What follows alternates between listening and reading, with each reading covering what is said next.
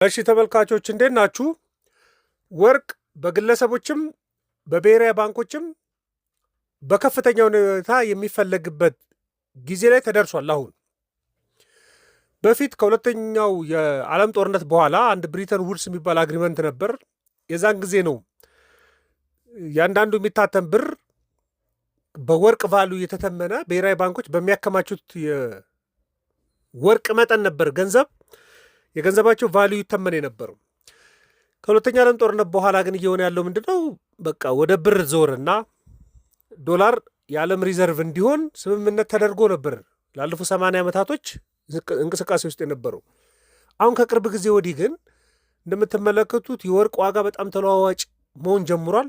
ምክንያቱም ሁለት አይነት ሚና እየተጠቀመ ነው። በተለይ ለአፍሪካ ኢኮኖሚ አንዳንድ የአፍሪካ ሀገራቶች ያለባቸውን የውጭ ምንዛሬ ጫና፣ የዋጋ ንረት እንደው ለመወጣት ሲሞክሩ ያላቸውን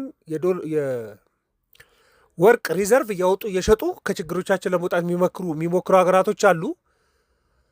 ደግሞ ገንዘባቸውን ለማጠናከርና ብሔራዊ ባንካቸው ጠንካራ እንዲሆን ደግሞ ወርቅ እያከማቸው ያሉ ሀገራቶች አሉ እና የዓለም የወርቅ ካውንስል አወጣው መረጃ ላይ የአፍሪካ ማዕከላዊ ባንኮች በዓለም የወርቅ ገበያ ውስጥ የተደበላለቀ አይነት ሚና እየተጫወቱ ነው አሁን የሚገኙት። ስለዚህ ለምንድን ነው ወርቅ በብሔራዊ ባንክም በግለሰቦችም እጅግ በጣም ተፈላጊ የሆነው የሚለውን ዛሬ እናወራበታለን። የአጋራችንን መልእክት ከሰማን በኋላ እንቀጥላለን። ለመኖሪያና ለንግድ የሚሆኑ ሱቆች አንድ ላይ በመገናኛ የመዲናችን መሃል በሆነችው መገናኛ ከእስራኤል ኤምባሲ አጠገብ እንዲሁም ከሃይሌ ሪዞርት በቅርብ ርቀት ላይ ከባለ 1 እስከ ባለ 3 የመኝታ ክፍል አማራጭ ያላቸውን አፓርትመንቶችን በ660 ሺህ ብር ቅድመ ክፍያ ብቻ አቅርበንልዎታል። ለንግድ የሚሆኑ ሱቆች ነዋሪ በሞላበት ህንፃ ላይ ከ24 ካሬ ጀምሮ በ300 ሺህ ብር 10% ቅድመ ክፍያ ጀምሮ ቀሪውን ክፍያ የእርስዎን ፕሮግራም መሰረት አድርገው የሚከፍሉት ምርጥ እድል። በእኩል ሰዓት የሱቅና የቤት ባለቤት ለመሆን በ0969211919 ይደውሉልን። መደላድሎች ነን። በምቾት ይኖሩ። እንግዲህ የዓለም የወርቅ ካውንስል መረጃ የሚያሳየው ምንድነው? የአፍሪካ ሀገራቶች በተለይ ብሔራዊ ባንኮቻቸው የፖሊሲ አውጪዎቻቸውም ሳይቀሩ ያለባቸውን የውጭ ምንዛሬ ጫና ደግሞ የውጭ ጫና ራሱ በቃ የውጭ ሀገራቶች ጫና አለ። የውጭ ሀገራቶች ምንዛሬ በሚይዙበት ጊዜ ማለት ነው እና የወርቅ ማዕድን አጠቃቀማቸው ላይ ራሱ መዋቅራዊ ለውጥ እያደረጉ ነው። ምክንያቱም የውጭ ምንዛሬ በቀላሉ ማግኘት የማይችሉ ሀገራቶች የውጭ ምንዛሬ ሪዘርቭ ለማድረግ የመፈለግም አለ። ደግሞ ሪዘርቭ አድርገው የነበሩ የውጭ ምንዛሬ ስለሚፈልጉ ደግሞ ወደሱ የመለወጥ ፍላጎቶች እየተስተዋሉ ነው። ለምሳሌ ግብፅ ከአፍሪካ አንድ ብንመለከት ግብፅ ከአፍሪካ በጣም ግዙፏ የወርቅ ገዢ ሆናለች። ወደ 5 ቶን 2025 ብቻ 5 ቶን ወርቅ ነው የገዛችው። ለምንድን ነው የገዛችው ይላል መረጃው? የፊስካል ችግሮቻችን ለመፍታት በቃ እንደ ማረጋጊያ ለመጠቀም። ምክንያቱም ሪዘርቭ በኋላ ለምን እንደሚጠቅም ነግራቸዋለሁ። ጋና ኦልሞስት የዓለም አንዷ ግዙፍ ወርቅ ሻጭ ሆናለች። ምክንያቱም ያላትን ሪዘርቭ ለአጭር ጊዜ የውጭ ምንዛሬ እጥረቷን እንዲቀርፍላት ወደ እሱ ነው ፊቷን እያዞረች ያለችው። እነ ዚምባብዌም በጣም በከፍተኛ ሁኔታ ጊኒ ዋና የወርቅ አምራች ሆና ነገር ግን ከፍተኛ ግዢ ወደ 12 ቶን የሚሆን ግዢ እያከናወነች ነው። ጭማሪ እያደረጉ ነው እንዳለ። በዓለም ላይም በተመሳሳይ 2025 ላይ ፖላንድ 102 ቶን ነው ወርቅ የገዛችው። ካዛኪስታን 57 ቶን ነው። በጣም ግዙፍ የሚባሉ ሻጮችም አሉ እንደ ሲንጋፖር አይነት እና እንደ ጋናም አፍሪካ ውስጥ ማለት ነው። ለምን ይገዛሉ ከተባለ አንዳንዶቹ ብር ሲዳከም ለመጠቀም ነው። ደግሞ የክፍያ ሚዛናቸውን ሲዛባ ለመጠቀም ይፈልጋሉ። አሁን ብሔራዊ ባንኮቹ የሚከተሉት ሁለት ምርጫ ነው አሁን እየተከተሉ ያሉት። አንዳንዱ የውጭ ምንዛሬ ማከማቸትና ወርቅ ማከማቸት በሚለው ዳይለማ ውስጥ ነው ያሉት። የውጭ ምንዛሬ ማከማቸት የሚባለው ያው በፍጥነት ነው፣ በፍጥነት ጥቅም ላይ መዋል የሚችል ነው። የውጭ ምንዛሬ ችለው የሚያከማቹ ከሆነ ኢትዮጵያ ብሔራዊ ባንክንም እያሰባችሁት ችለው ማከማቸት የሚችሉ ከሆነ አውጥተው ለመሸጥ በቀላሉ አውጥተው መሸጥ የሚችሉት ነው እና የሀገር ውስጥ ገንዘቦቻቸው ሲዳከምባቸው በቀጥታ የውጭ ምንዛሬውን እየሸጡ ማረጋጋት ይችላሉ። አሁን የኢትዮጵያ ብሔራዊ ባንክ የውጭ ምንዛሬ ጨረታ እንደሚያወጣው ማለት ነው። ደግሞ የገበያ ተቀባይነቱም ደግሞ ከፍተኛ ነው።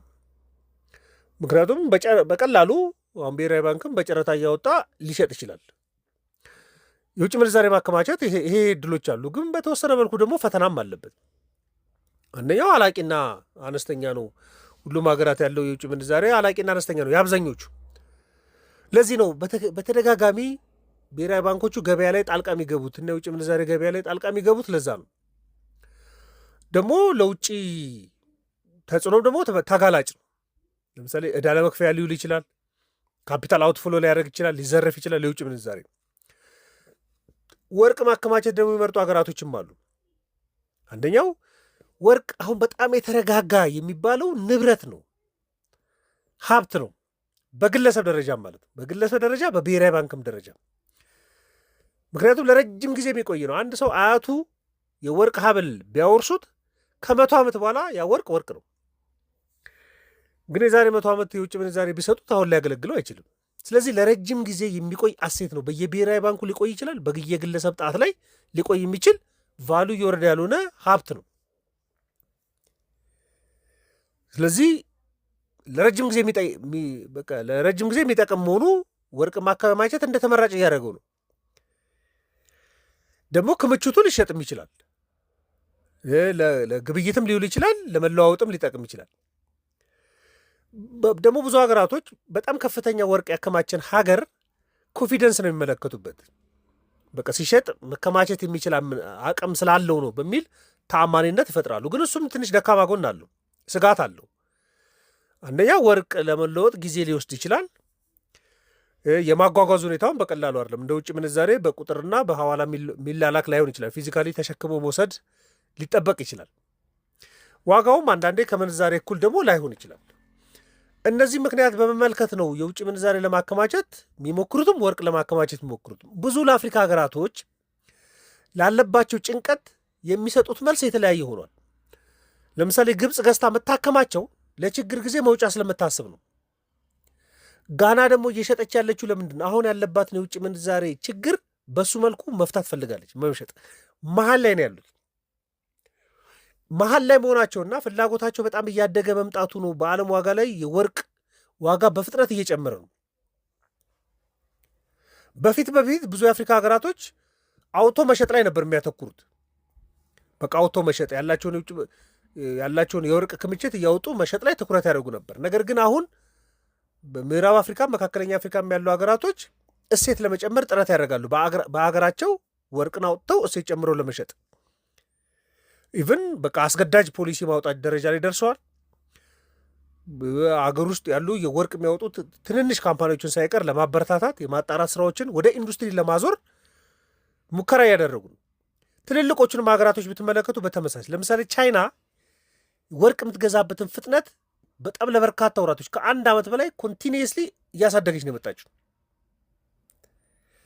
ለምን? ወርቅ መሸጥና መግዛት አቅም ሳይሆን አሁን ስትራቴጂ እየሆነ መጥቷል። ግለሰቦችም እንደዛ ናቸው። የኢኮኖሚ ቀውስ ሲኖር፣ የገንዘብ የመግዛት አቅም ሲዳከም ሰዎች ገንዘብ እጃቸው ላይ ከሚይዙ የውጭ ወርቅ ለመያዝ ይፈልጋሉ። ምክንያቱም አሴቱ ረጅም ጊዜ እንደሚቆይ ያውቃሉ። ከውጭ ምንዛሬ ከዋጋ ንረት እንደሚያድናቸው ይገነዘባሉ። የወጣም ያልወጣም የወርቅ ክምችት በዓለም ላይ በጣም በብዛት ነው አሁን ያለው። በቃ ያልወጣ ነገር ግን መኖሩ የተረጋገጠለት የዓለም የወርቅ ክምችት በጣም ከፍተኛ የሚባለው የራሽያ ነው። 12,000 ቶን ነው። ወደ 1.6 ትሪሊየን ዶላር ዋጋ ያለው ወርቅ ማለት። ይህን በዋስትናነት ይዘዋል ከነዳጅ ባሻገር ማለት ነው። አውስትራሊያ በተመሳሳይ 12,000 ቶን 1.6 ትሪሊየን ዶላር። ደቡብ አፍሪካ 5,000 ቶን ነው 701 ቢሊዮን ዶላር። በተመሳሳይ ኢንዶኔዥያም ካናዳ ትልልቅ መጠን የነ ቻይናም 435 ቢሊዮን ዶላር ነው። የአሜሪካም ወደ 421 ቢሊዮን ዶላር ሪዘርቭድ የሆነ ማለት ነው ያላቸው።